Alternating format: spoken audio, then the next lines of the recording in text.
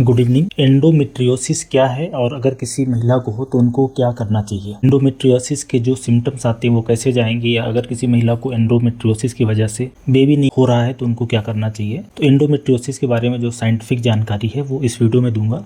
Endometriosis का मतलब ये होता है कि जो एंडोमेट्रियम है, जो गर्भाशय की अंदर की लाइनिंग है, वो गर्भाशय के बाहर चली गई है। अब वो ओवरी में जा सकती है या उसके आसपास जो भी स्ट्रक्चर है, फैलोपियन ट्यूब है या पेशाब की थैली है, जो स्टूल का रास्ता है या जो इंटेस्टाइन है, लिगामेंट्स होते हैं, ऐसी जगह पे चली जाए तो उसको एंडोमेट्रियोसिस बोलते हैं। नॉर्मली होता क्या है कि यूट्रस के अंदर जो अंदर की लाइनिंग एंडोमेट्रियम है वो हर महीने की जो साइकिल होती है उसमें वही प्रोलिफरेट होती है और वही ब्लीड होके बाहर निकलती है। लेकिन एंडोमेट्रियोसिस में है क्या कि ये जो अंदर की एंडोमेट्रियम है वो प्रोलिफरेट तो मेंस्ट्रुअल साइकिल में वैसे ही करती है जैसे यूट्रस के अंदर वाली एंडोमेट्रियम करती है, लेकिन इसको चूंकि रास्ता नहीं मिलता तो हर साइकिल में ये अपने आप को ग्रो करेगी, जिसको हम लोग बोलेंगे कि प्रोलिफरेट करती है एस्ट्रोजन हार्मोन के इफेक्ट के कारण। एस्ट्रोजन हार्मोन बहुत इंपॉर्टेंट है अगर आपको एंडोमेट्रियोसिस समझना है या इसके ट्रीटमेंट को समझना है। तो जैसे ही महीना आएगा, जैसे यूट्रस के अंदर की एंडोमेट्रियम ग्रो करेगी, वैसे ही बाहर मान लो कि ओवरी के अंदर है तो वहां पे भी ग्रो करेगी, फिर वहां पे भी वो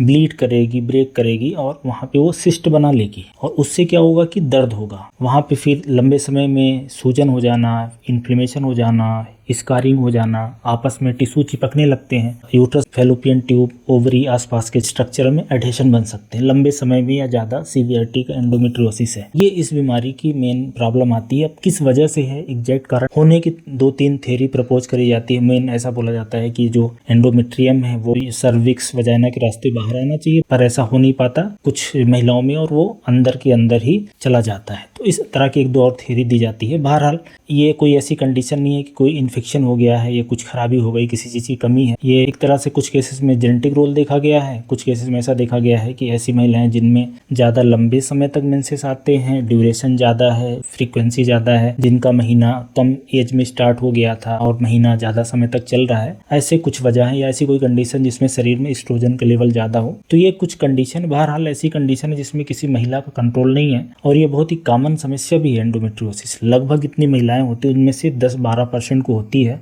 और जितने महिलाओं को एंडोमेट्रियोसिस होगा उसमें से लगभग आधी महिलाओं को बच्चे ना होने की समस्या आती है। तो मेन जो इसमें लक्षण ये रहता है कि एक तो जो माहवारी के समय जो ब्लीडिंग होती है उस समय दर्द बहुत सीवियर होता है। नॉर्मली वैसे थोड़ा दर्द रहता है लेकिन डिस्मेनोरिया बोलेंगे बहुत तेज रहेगा। और पेल्विक पेन होना, मतलब जहाँ पे ये एंडोमेट्रियोसिस का टिश्यू है वहां पे ब्लीड करेगा, सूजन सिस्ट बनाएगा तो वहां पे पेन बहुत तेज होता है। तो पेल्विक पेन होना और सेक्स के दौरान दर्द होना या स्टूल में या यूरिन करने में दर्द होना ऐसे हो सकता है, डिपेंड करता है कि एंडोमेट्रियोसिस का टिश्यू कहाँ पे है। और इसके अलावा इनफर्टिलिटी, बच्चे ना होना, ये एक बड़ा लक्षण है। कई बार ऐसा होता है कि एंडोमेट्रियोसिस है, कोई सिम्टम्स नहीं आ रहा है, बच्चे नहीं हो रहे हैं, उसके लिए जब सारे टेस्ट जांच करी गई तो ये पता चला कि एंडोमेट्रियोसिस है। एंडोमेट्रियोसिस बहुत कॉमन प्रॉब्लम है और उसकी वजह से दर्द होना और बच्चे ना होना ये भी एक समस्या है। अब इसको पता कैसे करें? तो पता करना थोड़ा सा इसका कठिन पड़ जाता है। कैसे? क्योंकि इसमें कोई ब्लड की जांच नहीं होती, बल्कि जो वो टिश्यू है, जो यूट्रस के अंदर एंडोमेट्रियम है वो बाहर चला गया है, उसको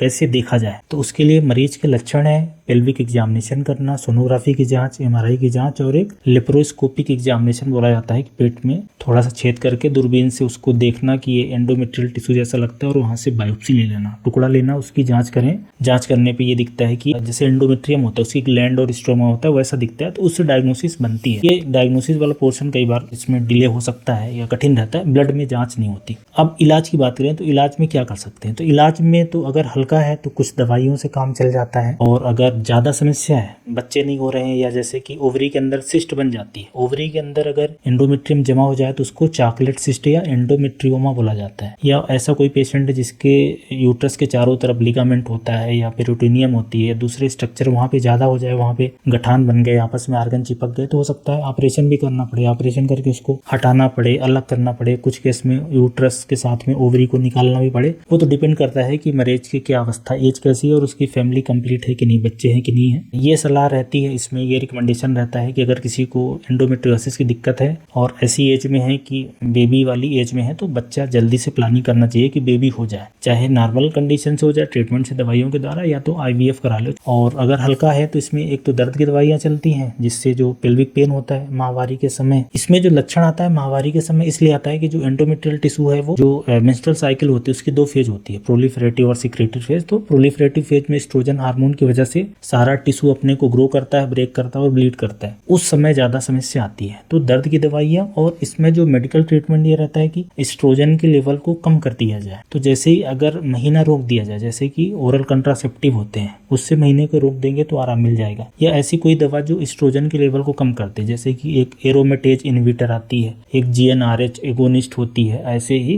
प्रोजेस्टिन जो दवाइयाँ होती हैं जो एस्ट्रोजन के असर को कम कर दे, महीने को रोक देगी, तो उससे फिर जो एंडोमेट्रियल टिश्यू है वो ग्रो नहीं होगा, नहीं करेगा। तो ये इसका ट्रीटमेंट ऑप्शन रहता है। और ये समस्या सिर्फ ऐसे समय होगी जब मेंसेस आते हैं, जैसे कि 12-13 साल से स्टार्ट होता है फीमेल में और वो 45-50 तक होता है। तो बढ़ती एज के साथ जैसे मेंसेस बंद हो जाएंगे तो एंडोमेट्रियोसिस की समस्या, जो पेन वगैरह है, वो धीरे धीरे ठीक होने लगता है। और कुछ केसेस में कंजर्वेटिव सर्जरी या कुछ केसेस में यूट्रस और ओवरी को निकाल दिया भी जा सकता है, डिपेंड करता है कि कितनी बड़ी समस्या है। तो ये आप समझ गए कि जो एंडोमेट्रियोसिस है ये एक काफी कॉमन समस्या है और इसका इलाज दवाइयों से और ऑपरेशन के द्वारा किया जाता है। डिपेंड करता है कि मरीज को समस्या कितनी ज्यादा है, क्या सिर्फ वो दर्द से परेशान है कि बच्चे भी नहीं हो रहे, कि अंदर एडिशन बन गया है, कि अंदर बड़ी सी सिस्ट बन गई है। अगर ओवरी के अंदर सिस्ट बन गई है, फटने का चांस रहेगा, टॉर्शन हो सकता है और भी कुछ कॉम्प्लिकेशन हो सकते हैं। तो ये सब चीजों से इसको डिसाइड किया जाता है। और एक ऐसी कंडीशन है जिसमें किसी पे कोई गलती नहीं है, ऐसा हो सकता है, किसी के साथ भी हो सकता है, ये एंडोमेट्रियोसिस